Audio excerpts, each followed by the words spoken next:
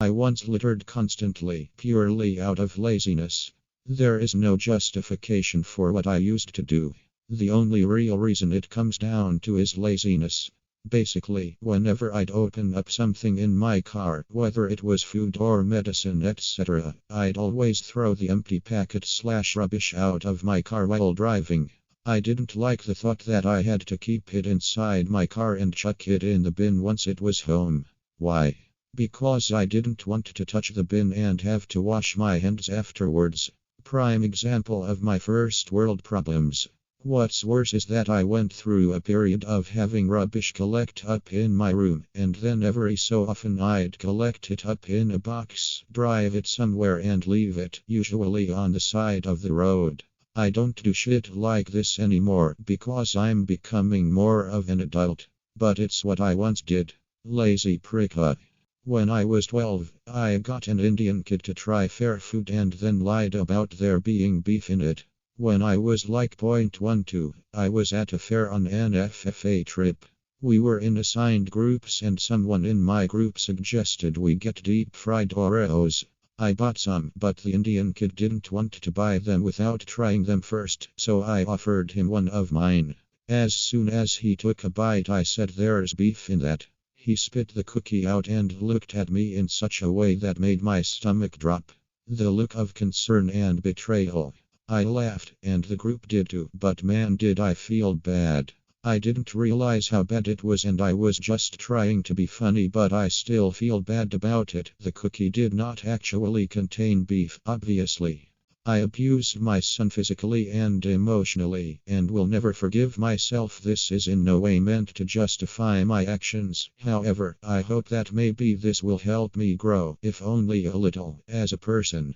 I had perfect childhood. My parents were amazing people. We had a comfortable lifestyle, and yet I still got into drugs and alcohol.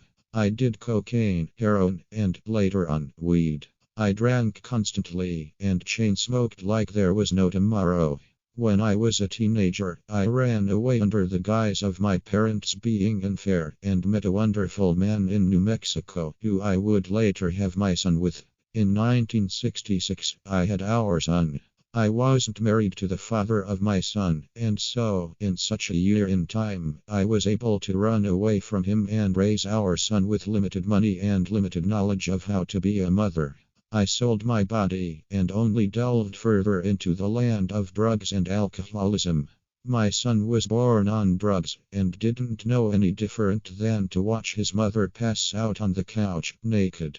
I had a horribly short temper, and as my son got older, I began to hit him out of pure frustration. When he was a baby, I neglected him severely, and it was a wonder he survived infancy. Now, I would smack him, punch him, kick him, call him names, deprive him of food and water. My boyfriends did horrendous things to him that cannot be stated here, but you guys can fill in the blanks.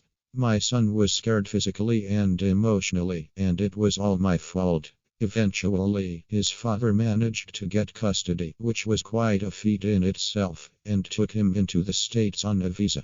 I remained in an unfamiliar place filled with people whose language I couldn't speak, drifting in and out of prison, drugged up beyond belief.